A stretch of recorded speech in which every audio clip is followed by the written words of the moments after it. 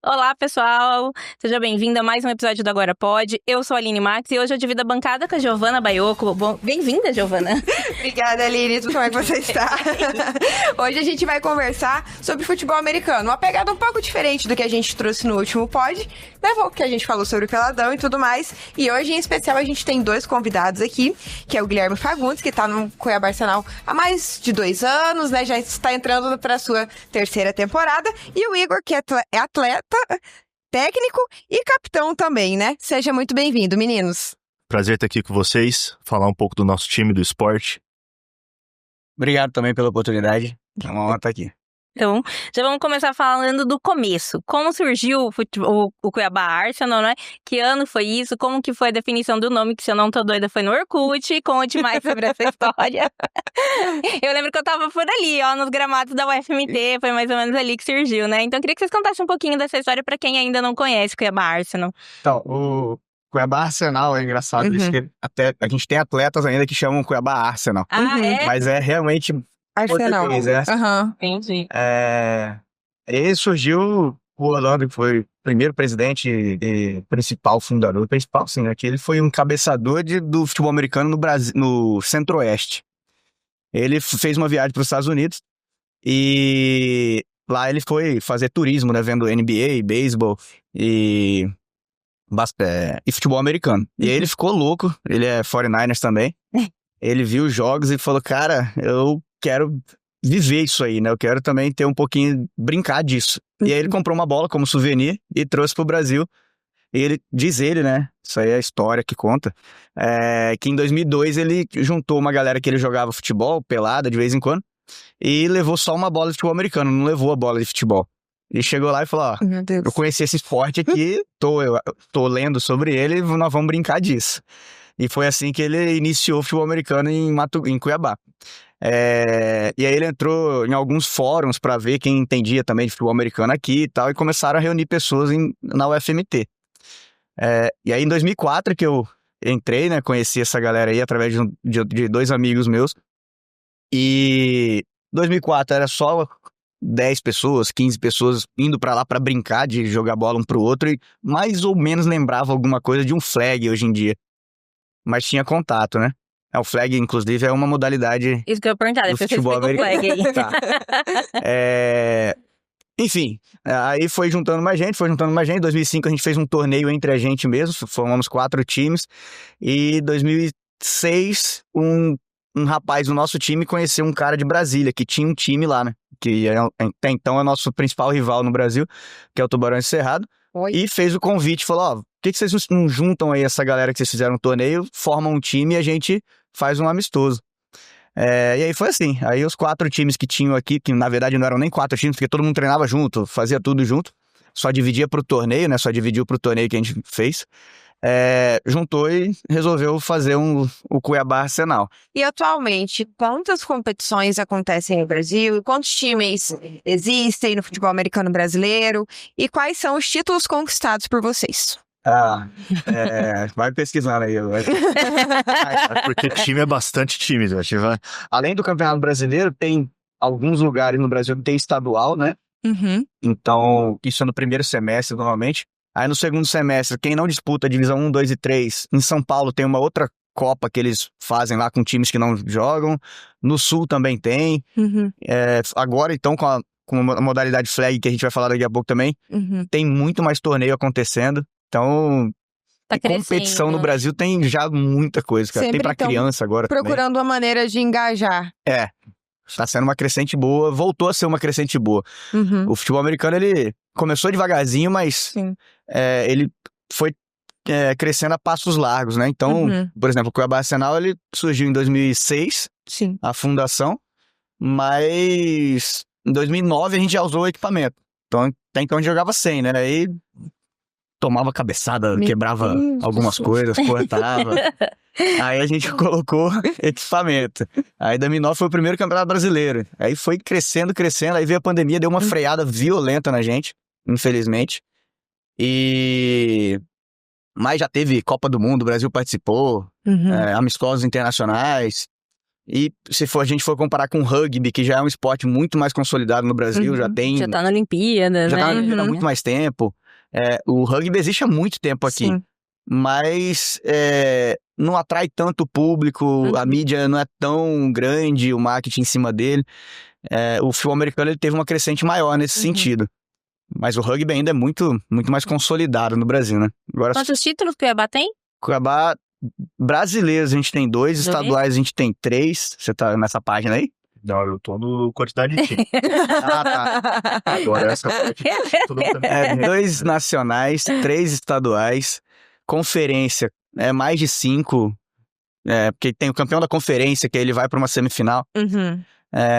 De divisão também tem bastante. Então, só Torneios, a gente tem uns 6 torneios. Falando da competição do Brasileirão, né? De vocês, o futebol americano. Você falou, inclusive, dessa questão das ligas e tal. E tem um pouco da pegada da NFL, né? Dessas conferências. Exato. Conferência Centro-Norte e tal. Exato. Explica um pouquinho pra gente como funciona. Pra quem não acompanha tanto aqui no Brasil, né? Ver fora, porque lá a gente tem duas ligas grandes. Aí depois vai pros playoffs, depois no Super Bowl. Mas enfim, explica pra gente como é aqui no Brasil. Então, lá tem a NFL, né? Que é dividido em 2 conferências, né? A NFC e a AFC.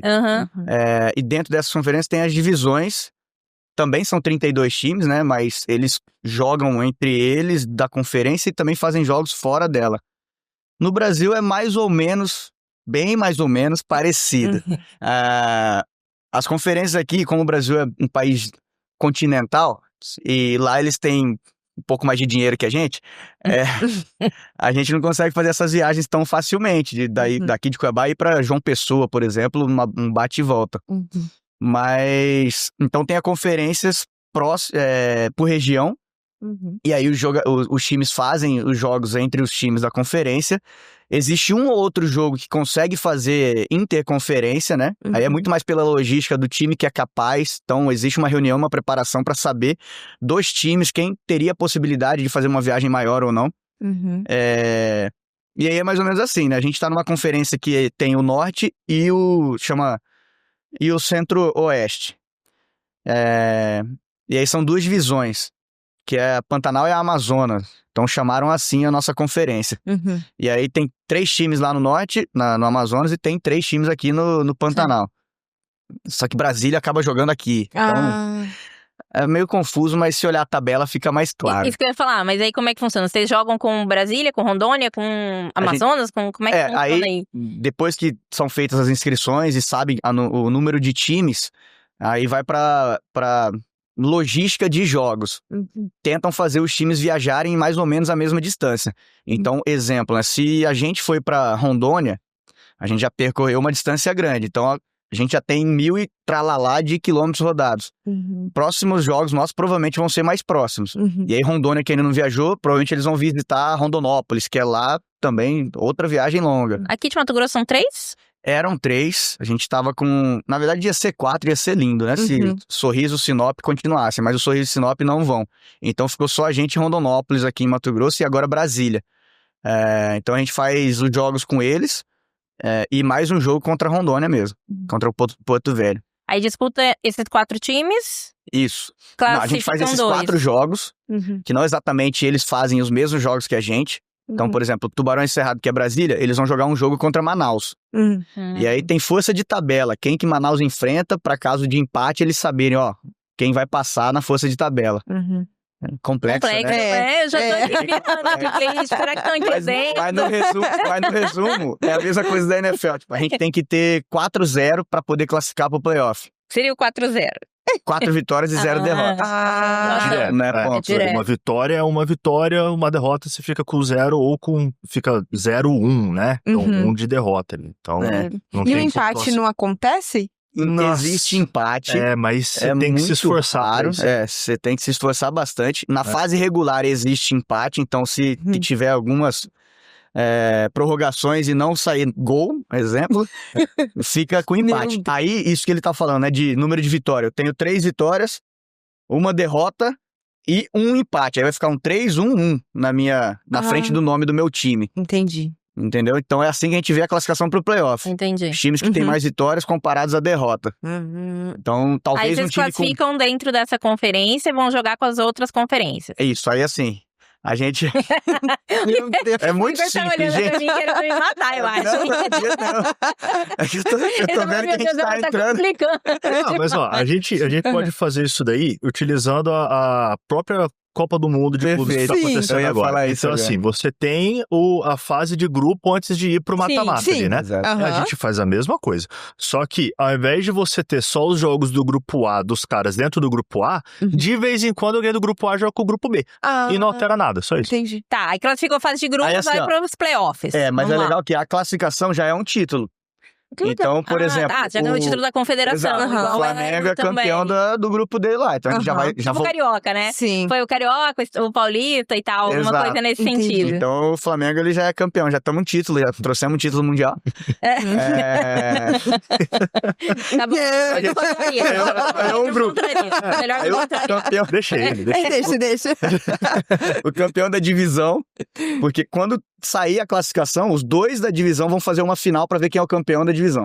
Aí o campeão da divisão vai fazer uma final contra o campeão da outra divisão para fazer o campeão da conferência.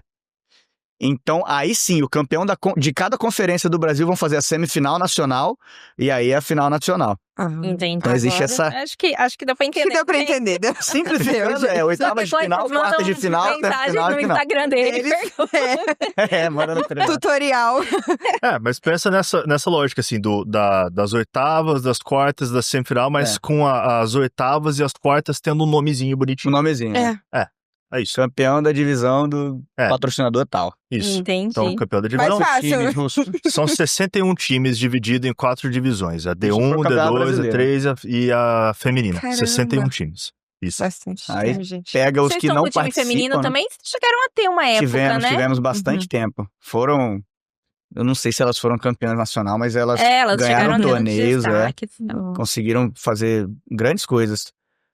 Aí acabou, não tinha quem gerisse isso. E aí depois a gente teve também time de flag feminino, mas também não durou muito tempo. Então, aproveitando, qual é a diferença do flag aí pro... Isso. Flag é uma... Eu vou falar, deixa o Russo falar. O flag é uma modalidade parecida, só que assim, eles não utilizam os equipamentos que a gente utiliza, então não tem o shoulder pad, não tem o helmet, então ele não tem o contato. Flag é um nomezinho, é uma bandeirinha que eles têm na cintura. Isso. Então você tira a bandeirinha da pessoa, acabou a jogada ali. É rouba-bandeira da nossa infância? Exatamente. Com o nome flag. Mais agressivo. Entendi. Só que assim, não tem o contato físico ali, você precisa de certas características um pouquinho diferentes dos atletas também, né? É muito tático. É um jogo de passe, né? Principalmente passe. Então a agilidade dos atletas é muito grande de conseguir fazer uma rota melhor, de preencher um espaço melhor também. Mas é muito didático também esse esporte. Então é mais inclusivo ainda, inclusive para crianças aprenderem o futebol americano. Eles vão evoluindo a partir do flag. É como se fosse uma escolinha, então. Quase que um aprendizado. pré. Mas sim, não dá pra ficar só com essa visão de que é uma coisa didática, é uma brincadeira e tal. Porque é um esporte olímpico, né? Sim. Então, igual, o bets é uma brincadeira de jogar na rua, né? Sim, de criança. Só que também tem modalidade grande, tem o beisebol, que é a parada gigante. O cricket, né? Assim, que é muito importante na Índia, por exemplo. Assim, realmente muito grande. Então o flag, ele é uma modalidade esportiva grande, séria, mas usa-se muito dele para didática também do futebol americano, para iniciação. Entendi. Bacana.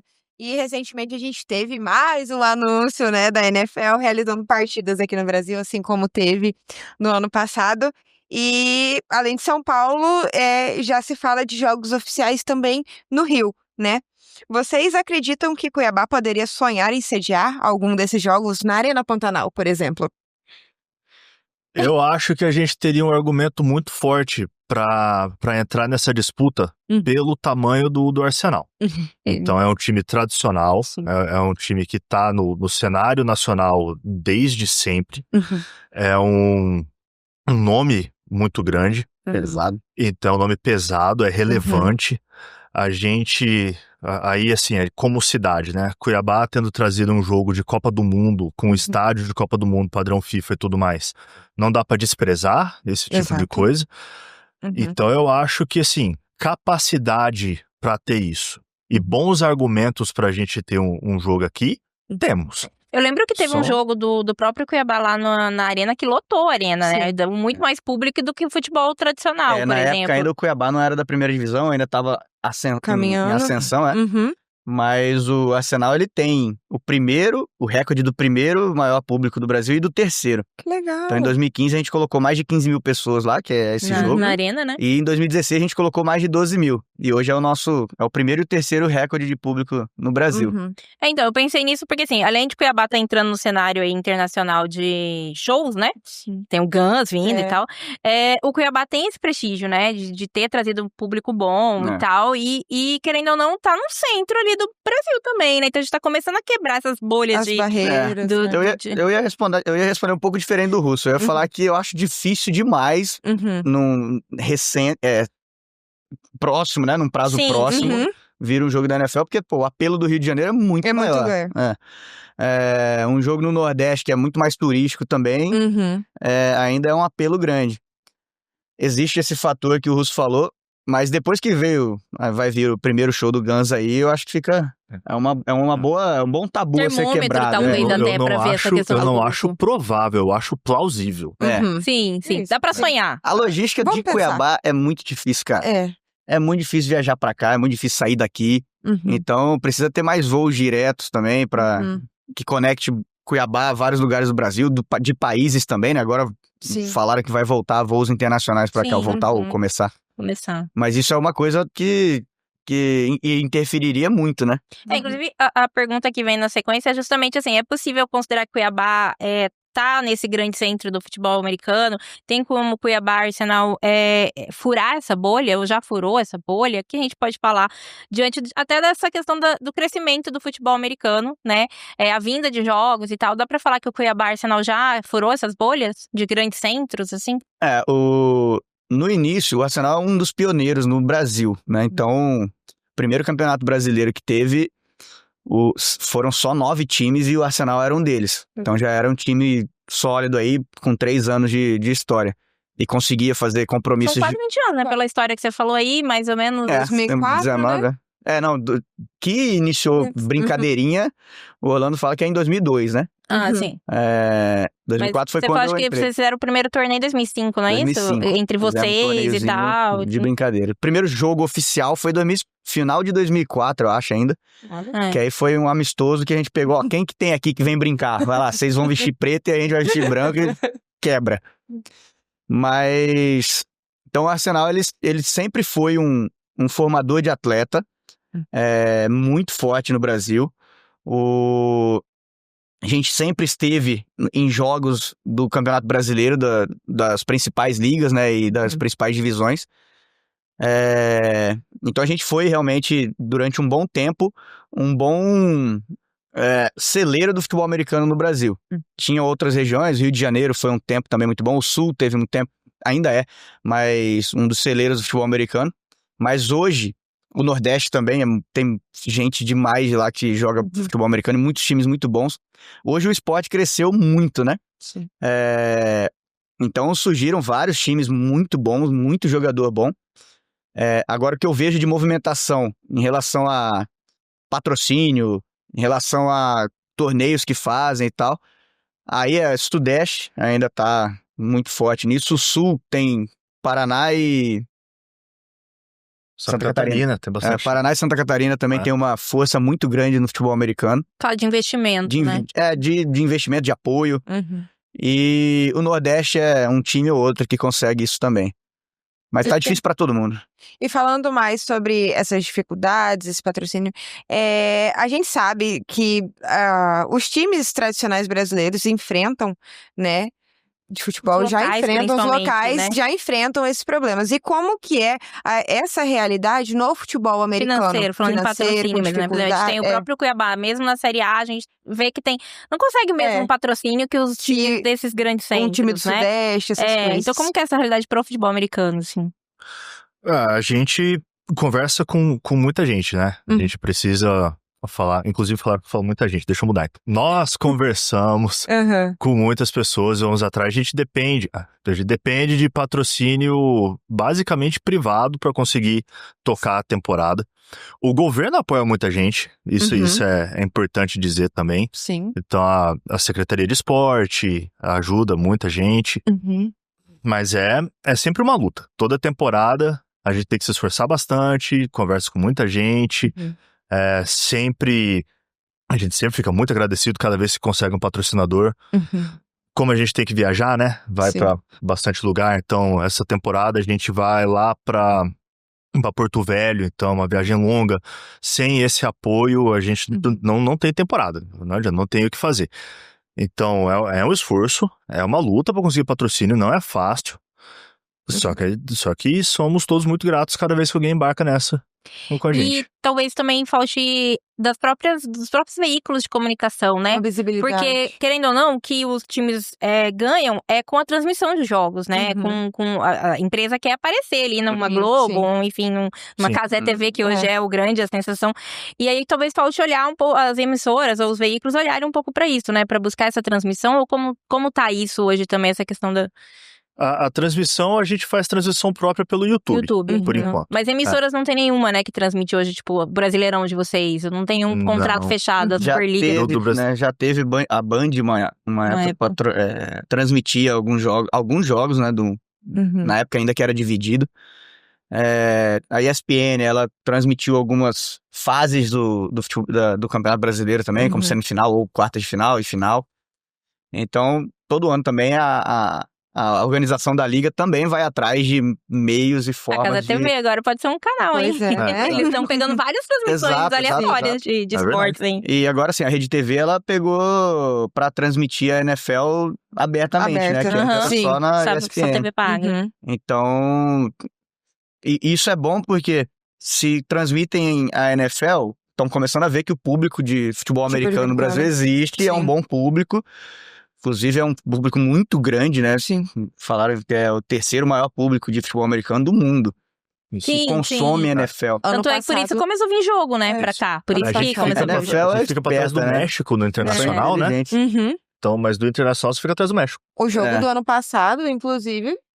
Nessa matéria que eu vi, até acho que da ESPN falando do jogo no Rio, da possibilidade de jogo no Rio, falando justamente isso. O público do Brasil é um dos maiores do mundo. Então, sim. Brasília vai ser um lugar fácil pra ter jogo também.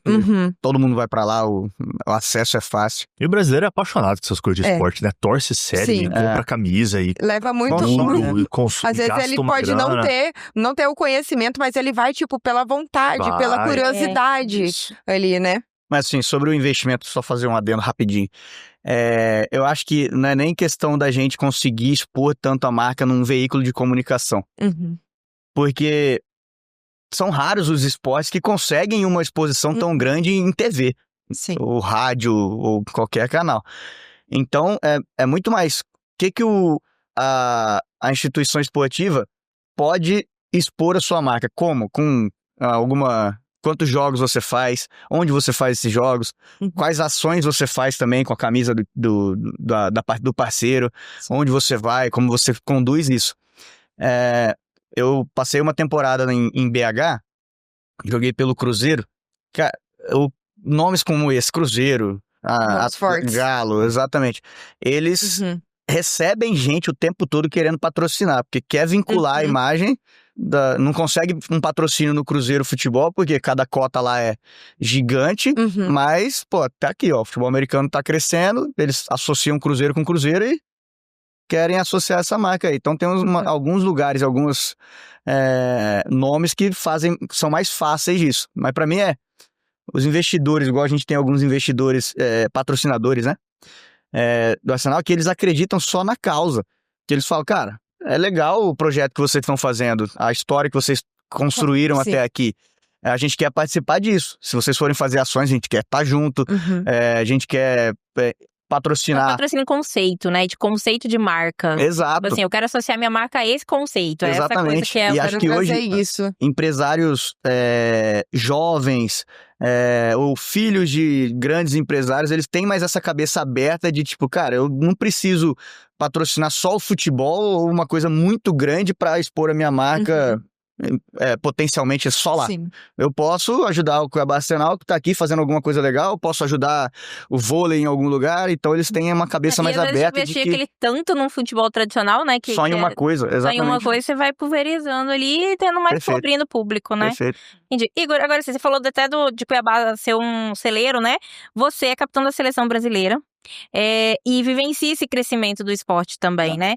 Como é que você avalia a evolução técnica e estrutural do futebol americano aqui? Legal. Então, eu falei no comecinho, né, que o futebol americano tá crescendo a passos largos, né? A tática, então, é maior ainda. Técnica também. Antigamente a gente aprendia a jogar futebol americano vendo na internet, né? Como os caras faziam, e ainda tinha pouquíssimo acesso a conteúdo que o cara falava, seu pé direito tem que estar desse jeito, seu pé esquerdo, sua mão, e normalmente era em inglês, então poucas pessoas falavam na época, né? Isso dificultava um pouco. E aí, ao longo do tempo, a gente foi fazendo intercâmbios, então a gente foi trazendo atleta estrangeiro para cá, que ia ensinando. Alguns dos nossos jogadores tiveram a oportunidade de ir para os Estados Unidos também, viver o esporte no berço dele, né? E aí trazer conhecimento para cá também. Então, se você pegar vídeo no YouTube de jogos de 2009, 2010, para de agora, é totalmente diferente. A velocidade é outra, o tempo de jogo é outro. Pô, a gente tinha jogos... O normal antes era fazer jogos para 3 horas e meia, 4 horas.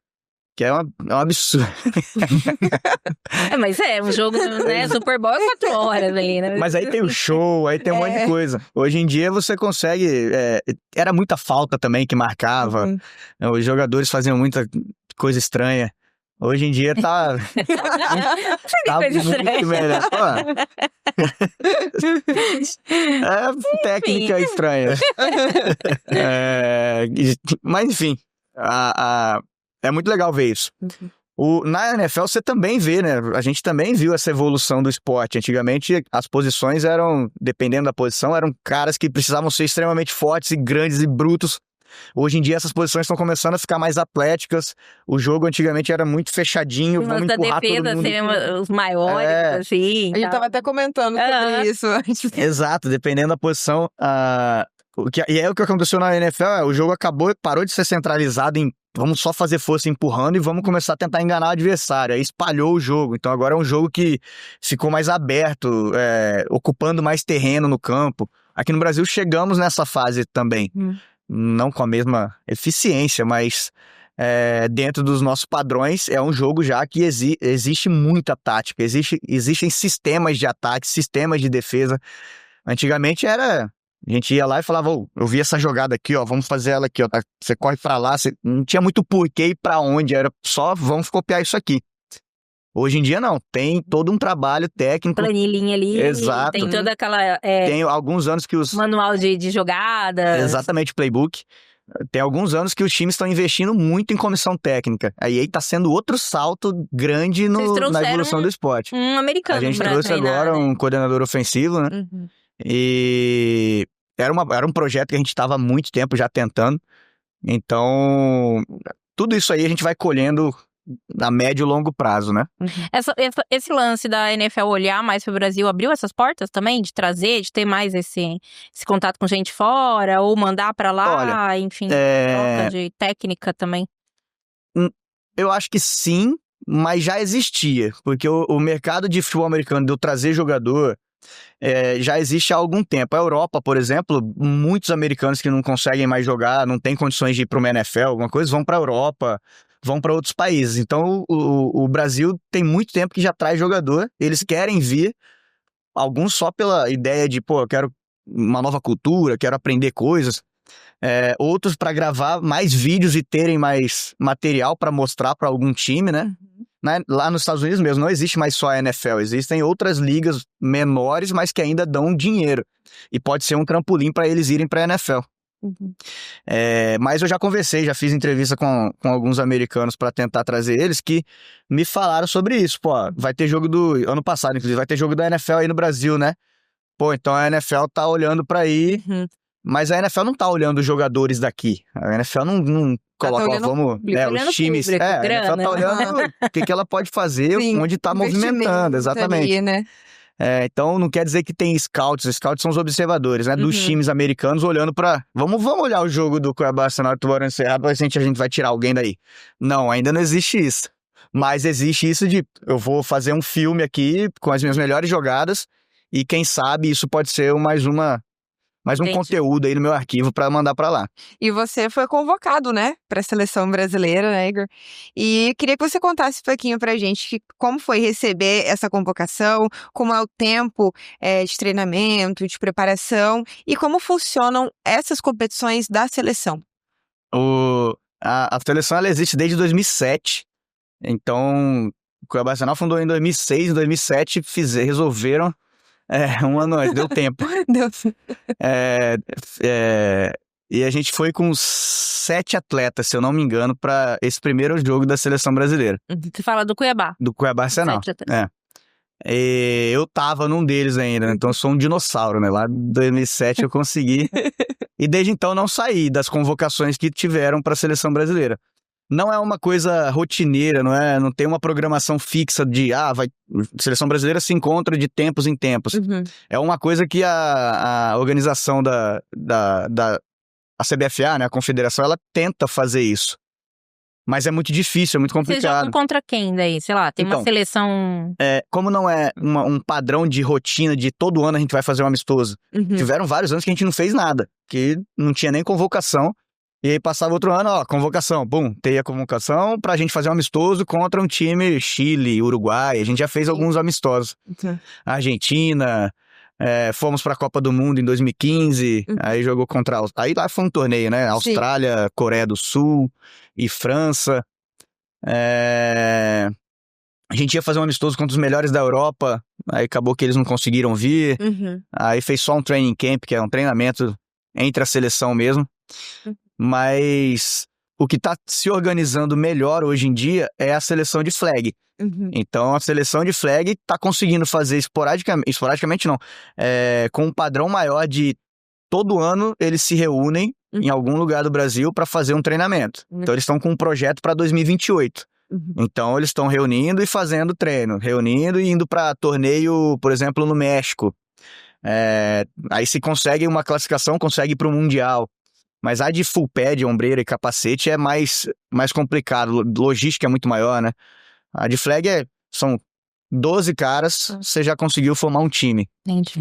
A do futebol americano full pads, você precisa de 53. E aí essa logística é muito mais difícil. E essa convocação é tipo, vocês são avisados anteriormente, tipo, vai ter convocação tal dia? Sim. Existe na comunidade do futebol americano, né? A imprensa do futebol americano nacional, a própria CBFA, ela anuncia, vai ter amistoso tal, aí o técnico ele solta uma nota falando, a gente vai fazer a convocação dia tal. Hoje em dia é no YouTube, né? Tem uma... É igual a coletiva de imprensa do Ancelotti falando, falando os nomes. É icônica, né? Eu vou falar um pouquinho aqui com o Guilherme, então. Recentemente, o Cuiabá Arsenal recebeu um convite da Universidade de Miami, né? Isso. Pra participar de um training camp, é isso? É, isso aí. Com acesso direto aos treinadores americanos. O que esse convite representa pro Cuiabá Arsenal e como é que foi feita essa articulação? Como é que isso aconteceu? Como é que surgiu essa oportunidade? E aí, falar também um pouco mais especificamente sobre esses intercâmbios de jogadores, né? Que ele falou que alguns foram pra lá. Queria que eles falassem um pouquinho sobre essa troca de conhecimento que rola. Certo. Pra gente, significa uma oportunidade muito grande de aprendizado e melhora, tanto técnica quanto taticamente. A Universidade de Miami é uma universidade de divisão 1 de college, que dentro do futebol americano é muito grande coisa. Então, assim, a galera tá acostumada com a NFL só e tal, mas o college nos Estados Unidos é muito forte também. São os jogos universitários lá, né? Seria o tipo sub-20, né? Vamos tentar traduzir ou não? Não dá pra falar e fazer essa comparação? Não chega a ser o sub-20, porque os caras de vez em quando passam dos 20 também. Mas assim, o college tem algumas regras um pouquinho diferentes e tudo mais, mas é a base do draft da NFL, então ainda seria uma categoria de base. São os universitários de qualquer jeito. Então antes do cara virar profissional. Então eles são são uma universidade muito relevante. Então, é uma oportunidade excelente da gente ir lá, ver como que o negócio acontece naquele nível, aprender direto com eles. Vão quantos jogadores daqui? Fomos Estamos convidados... tentando ir em 5, né? Que a gente tá tentando ir, né? Isso. E a articulação, o convite para ir para lá foi através de um dos nossos treinadores, dos nossos coordenadores, o Andrei Vargas, que a gente chama de Bill. Então, o Bill é o coordenador da DL, da linha defensiva do time. Então, ele tem contato com... faz tempo também, né? Faz tempo. Faz tempo. Através do Damian Lewis. Então, que é outro monstro sagrado do futebol americano aí. Então, como o Damian Lewis, ele treina lá na Universidade de Miami e o Bill tem um contato com ele, com essa articulação ele conseguiu o convite pra gente. E tem uma questão também nos Estados Unidos que é assim, eles valorizam muito o esporte, né? Então essa questão da faculdade mesmo, eles conseguem bolsas pra ir pra faculdade, que lá é muito mais caro, né? Não é igual aqui, por exemplo. E isso abre muitas portas. Tem jovens daqui indo cursar com bolsa, por exemplo, pro futebol americano? Tem alguma coisa nesse sentido ou não? Eu não conheço, você sabe, Rio? Tem muita gente hoje em dia, tem empresas brasileiras que conseguem fazer Esse intercâmbio. Essa ligação de, você joga o quê? Futebol, basquete, e aí fazem isso também, de filmar os seus melhores momentos e mandar pra lá, e a faculdade falar, eu quero... Do futebol americano, então, vocês têm também. Futebol americano também. Pô, o filho do Vitor Belfort foi. O filho do Vitor Belfort mas agora, mas ele já é um gringuinho, né? Ele nem fala português, ele fala português. Mas aqui no nosso time, a gente teve alguns atletas aí que conseguiram fazer high school. Né? Geralmente kickers, tal, não sei o quê.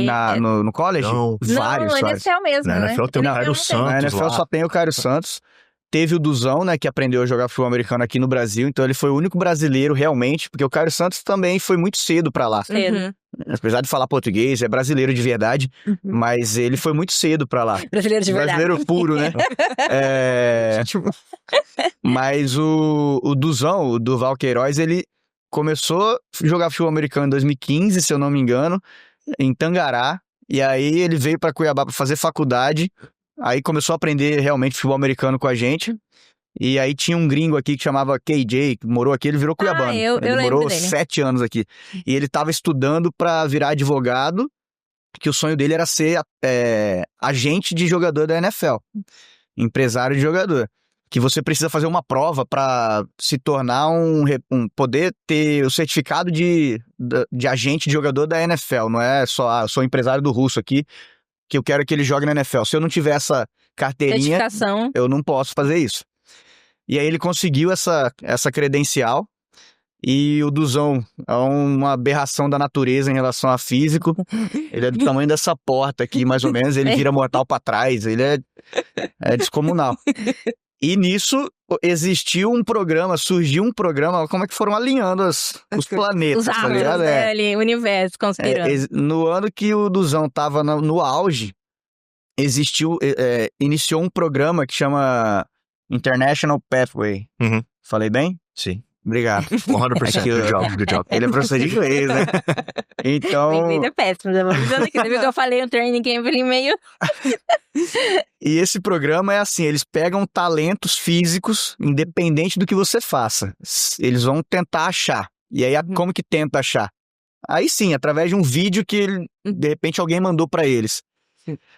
Então tem jogador de rugby, jogador de futebol, jogador de... qualquer esporte que o cara vê que tem um físico bom, eles vão pegar esse jogador, esse atleta, passar 3 meses treinando ele pra futebol americano, e depois desses 3 meses, eu não sei se é sorteio ou não, tem um sorteio de uma divisão da liga do futebol americano lá, que vão draftar esses caras, vão escolher esses caras. Então, na época que o Duzão tava no auge, o KJ conseguiu uma credencial, e surgiu esse programa, aí... E ele foi aprovado. Não, ele já voltou. Já voltou? Mas ele ficou 3 anos lá. Legal. E aí o Miami Dolphins escolheu ele. Então ele foi o primeiro atleta nascido e criado no futebol americano brasileiro que conseguiu entrar na NFL. Mas no college tem vários. Em várias posições, não é só kicker não. A gente teve 2 jogadores aqui de Cuiabá, de Várzea Grande, na verdade, que faziam... Por favor, Várzea Grande, vamos muito valorizar. Que começaram com a gente com 14 anos, ou 15 anos, alguma coisa assim. Não, com 15. E aí, com 16, eles ganharam a oportunidade de ir para uma high school. E aí conseguiram... Cara, eles não falavam nada inglês. Foi através de um treinador nosso que começou uma empresa de intercâmbio. Conseguiu mandar pra lá e eles agora um é casado, tem filho, o outro tá fazendo... Ele trabalha como modelo. Os dois ganharam 100% de bolsa de estudos numa faculdade quando eles saíram da high school. Mudou a vida completamente deles. Máximo. Muito legal. E assim, a gente Eles eram da manga, eu acho. Nós... Quem é de Fazia Grande vai entender. Vocês estavam falando agora há pouco de jogos de 3, 4 horas. Me assustou um pouquinho. Mas, pra quem não conhece o esporte, eu queria que vocês explicassem, assim, de maneira simples, se der, é claro, o que é o futebol americano e quais são as principais regras. Vocês dizem que o empate é algo meio difícil. Por favor, expliquem. Um pouquinho das faltas, como que faz pontos, quais são os pontos, como que é a pontuação dentro do jogo. A gente só sabe que o pessoal corre. O touchdown é 7 pontos. Corre e bate, exatamente. Você só vê a galera se batendo assim, você fica... Você falou da bandeirinha, o juiz joga aquilo lá, o que é aquilo lá? O campanha não tá entendendo, o que tá acontecendo? Sim. Explica aí pra gente. Tá, vamos lá. Vamos por parte. É muito difícil você de fato empatar. Nossa, cara, realmente parece pra gente que os dois times têm que se esforçar, assim, pra empatar. Quase um acordo de cavaleiros. Esse foi, Igor, na moral. Vamos parar. Chega, não dá mais. Todo mundo cansou. Ninguém pede, ninguém ganha. Isso, vamos ficar nessa. Aperta a mão ali. É parte difícil mesmo. Mas assim, ó, o campo é dividido em jardas. A gente fala, é o padrão americano né? Imperial, então, dividido em jardas. Mas assim, a conversão não interessa. Pro esporte dar certo, não importa. Sim. Então pensa em jardas que é mais fácil. Então você tem 100 divisõezinhas lá. O esporte é um esporte de você ganhar território. Você quer avançar no campo, ganhar território. Quase um war, gente. Isso. Basicamente. Em palavras simplificadas. Pra facilitar a vida é isso aí. E aí você vai e chega até o final do campo, que tem uma parte diferente, que quando quem assiste a NFL é onde tá pintado, assim, sim, que a gente chama de end zone. Se você conseguir chegar com a bola até lá, você marca ponto. São 6 pontos quando você leva a bola até lá. E aí, quando você marca essa pontuação lá no fundo do campo, você tem direito a um chute de ponto extra. Sim. E aí você pode fazer 7 pontos no total. Ou você pode tocar o terror e resolver fazer outro mini touchdown, que é entrar lá de novo pra ganhar 2. Meu Deus. Não deu certo, você não conseguiu chegar lá. Aí você pode chutar um field goal. Que assim, o gol do futebol americano é uma travezona imensa. Isso, que é treco gigantesco. Aí você tem que chutar a bola dentro desse negócio. Aí vale 3. Então você tem essas pontuações diferentes. Ainda tem safety também, mas Então, então o importante é o seguinte. Você leva a bola até o final do campo, chega lá na end zone, touchdown. Chutou a bola depois dentro do gol, ponto extra. E em qualquer momento da partida, se você resolver chutar um gol, um field goal, vale 3. É assim que a gente pontua. E é a qualquer momento do jogo, né? Você pode estar assim, segunda... até as descidas também, mas você pode estar assim, quero chutar, cara. Chuta. Então, geralmente você tá no desespero, acabando o tempo do placar, aí precisa daquele ponto, porque tá uma diferença de 1 ponto ali. Aí você arrisca pro chute. Isso. Então, a pontuação é assim. Como que a gente avança no campo? O time de ataque tem 4 chances para avançar 10 jardas. Então a bola tá aqui na mesa onde ela tá. Aí você conta 10 jardas pra frente da bola. Você tem 4 chances para chegar lá. Chegou lá, você tem mais 4 para avançar mais 10. E aí vai. Você pode avançar 100 jardas numa jogada só? Pode. Depende do lançamento do QB. O seu corredor é um cara maluco, a outra defesa fez alguma besteira muito grande, você correu o campo inteiro? Sim. Excelente. Ótimo. Parabéns. Você pode avançar 100 jardas em 30 jogadas, avança devagar? Pode também. O importante é que cada vez que você avança 10, você ganha mais 4 chances. E esse é o trabalho do ataque. E avançando até marcar o ponto. O trabalho da defesa é fazer com que nessas 4 chances você do ataque não avance as 10. Entendi. Aí a bola volta pro time. E quando o jogo acaba? A gente tem... O tempo é dividido em 4... Eu fiquei um pouco curiosa. Acaba quando ninguém mais consegue ficar em pé, né? Não, são 4 quartos. Cada quarto de 12 minutos. E aí... No Brasil, né? São 4 quartos de 4 quartos, 12 minutos. Então você joga o primeiro quarto, segundo quarto, intervalo. Acaba o primeiro tempo. Aí você vai pro segundo tempo, que tem o terceiro e o quarto. E aí, se não tiver empatado, acaba. Esse negócio, a questão de demorar as 3, 4 horas é porque para muito. Então, por exemplo, a cada andada que deu certo ou não, para o jogo, para o cronômetro. Assim, se a e eu ia bola perguntar bate... quando é falta de verdade, Beleza. porque aí também para o cronômetro e tal. Se quando... Ó, eu tô com a bola aqui, eu lancei a bola pra você e você não conseguiu segurar a bola. A bola caiu no chão, para o cronômetro. Nossa. Então assim, você vai jogar as 2 horas sim. Só porque você fez parar isso tudo. Não tem essa de assim, não, parei ali, machucou. Não, o cronômetro para bastante. Tem algumas situações onde o cronômetro não para. Então assim, você segurou a bola, ela foi e te derrubou, o cronômetro continua correndo. A pessoa saiu correndo com a bola, caiu no chão, o cronômetro continua. Faltas. Então, assim... Porque é muita pancada, né? Quando que é falta, né? Quando alguém entra em óbito. Depende, porque o cara pode morrer numa jogada legal. Mas assim... Mentira, pessoal. Isso não é muito raro de acontecer. Estamos brincando. Claro. É importante deixar porque é um esporte bem... Mas é porque essa é a visão rasa, enfim, do popular. Quando você assiste aquele jogo a primeira vez, você fica meio impactado, né? Cada trombada, Mas você vê, assim, é muita pancada, é com muita intensidade, mas tem muita técnica. Então você vê a quantidade de pancada que você dá por jogo e gente que sai lesionada é muito baixo. A quantidade de lesão no jogo realmente não é tão alta assim. E lesão muscular não tem a ver com a pancada, né? Então o cara tá correndo, estira o músculo ali, então tem muita técnica envolvida. É uma pancada consciente. Então, não é loucura. Gente. Tem técnica, tem método. Então, menos mal. E as faltas, muitas delas são exatamente para você prevenir um acidente maior, uma coisa. Por exemplo, uma das faltas é você puxar a pessoa pela grade do capacete. Porque se ele tá correndo e eu pego a grade e puxo pra cá assim, ó, pra arrebentar o pescoço, né? Então não pode. Outra falta é que você não pode bater com o topo do capacete na pessoa também. Então, o cara vem correndo, você dá uma capacetada no cara, não pode. Chama targeting também, porque isso você pode machucar o seu pescoço. Então, são várias faltas. Pode dar carrinho. Não pode dar carrinho. E tem expulsão? Tem. Ejeção, que a gente chama. Mas o livro de regras é tão grosso quanto uma bíblia. Então tem muita falta. Importante falar que esse negócio que ele falou de bater com técnica é real, porque se a gente parar pra analisar, por exemplo, o nível de lesão ou o número de lesão no futebol tradicional, às vezes é muito maior do que no futebol americano, né? É muscular, com certeza. Ou mais graves, assim, que demorem mais tempo de afastamento e tal. No futebol tradicional é maior que no futebol americano, né? Eu acho que o que pega pro futebol americano, que a gente vê muita polêmica, que acho que isso assusta, são as pancadas de cabeça, né? Aí vem os problemas neurológicos mais pra frente na aposentadoria. Ao longo do tempo também tá tendo evolução nisso, né? Não só o jogo tá mudando, mas as regras, tem muito mais regra hoje em dia. O jogo tá ficando muito mais rápido. Então, como eu falei antes, você via mais gente muito maior, muito mais forte. Hoje em dia, as pessoas estão ficando mais longilíneas e mais atléticas em qualquer posição do campo. Então, eles estão muito mais rápidos que antigamente.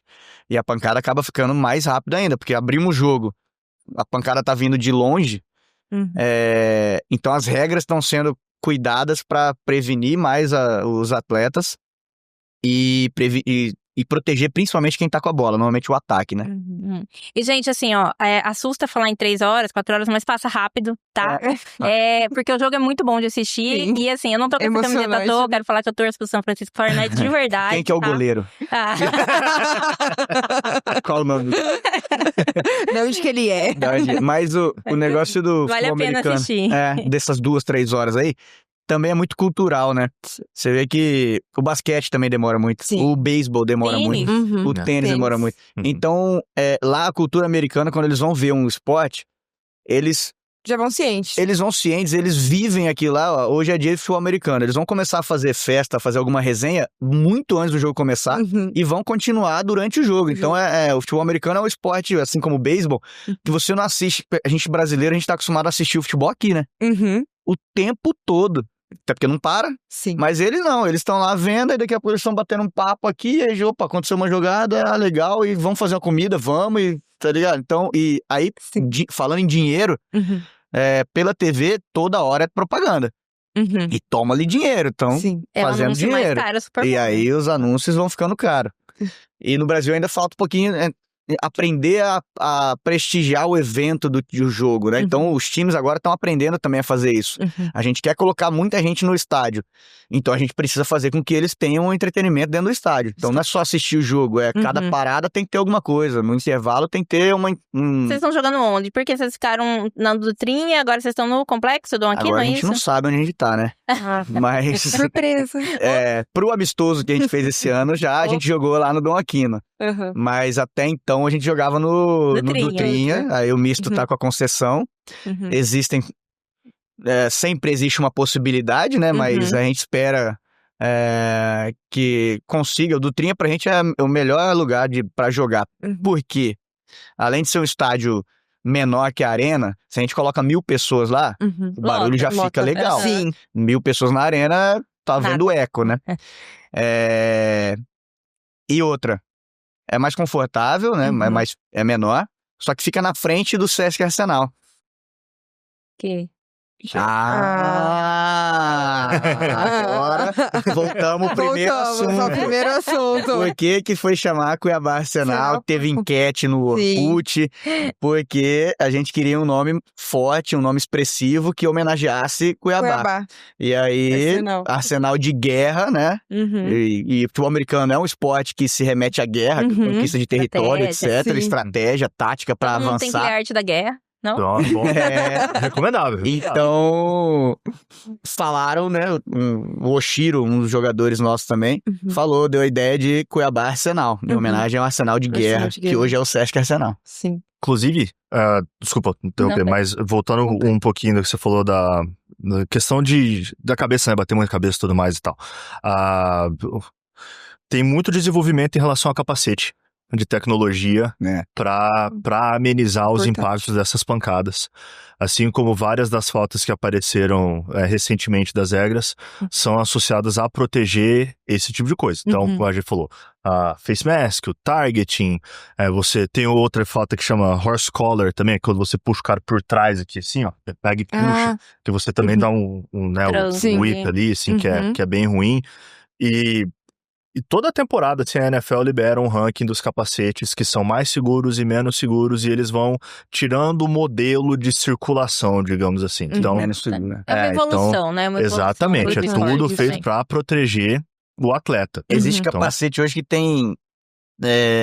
se eu sofri uma concussão, né, que bati minha cabeça e tal, eles vão pegar meu capacete, vão colocar um USB pra saber onde foi a pancada mais forte durante o jogo, que aí eles já começam a saber onde eles precisam analisar melhor. Fazem uma tomografia ali instantânea. Aquela galera que joga ali das linhas, né, que se batem ali de frente logo que a bola sai. Saiu um modelo de capacete recentemente que tem até como se fosse um para-choque na frente, assim, que é um capacete desenvolvido especificamente para jogadores de linha, que é para amenizar esse impacto da porrada direta ali.